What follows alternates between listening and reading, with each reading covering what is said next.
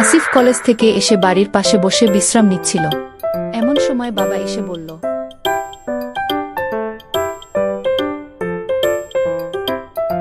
বাবা, আসিফ জঙ্গলের পাশে গরুটা বাঁধা আছে, গিয়ে নিয়ে এসো। ঠিক আছে বাবা, আমি এক্ষুনি যাচ্ছি। এই বলে আসিফ সোজা গরু আনতে চলে গেল। সে কোনো দিকে না তাকিয়ে গরুর খুঁটির কাছে গিয়ে তা উপরে দিয়ে সোজা বাড়ির দিকে রওনা দিল। এদিকে জঙ্গল থেকে একটি বাঘ এসে গরুটাকে আক্রমণ করার জন্য প্রস্তুতি নিচ্ছিল। আসিফ খুঁটির উপরে দেওয়ার ফলে গরু কাল বিলম্ব না করে বাড়ির দিকে ছুটে চলল। বাঘ আসিফকে দেখে ভাবল গরুর চাইতে তো এটাই মজাদার খাবার হবে, তাই সে আসিফকে ধরার জন্য ধাওয়া করল। আসিফ নিজের মনে বাড়ির দিকে যাচ্ছিল। হঠাৎ বাঘটা তার পিছন দিক থেকে মাথায় থাবা মারল। থাবা মারার সঙ্গে সঙ্গে আসিফ সামনের দিকে ঝুঁকে পড়ে গেল। বাঘ ও তার সাথে পাক খেয়ে পড়ল।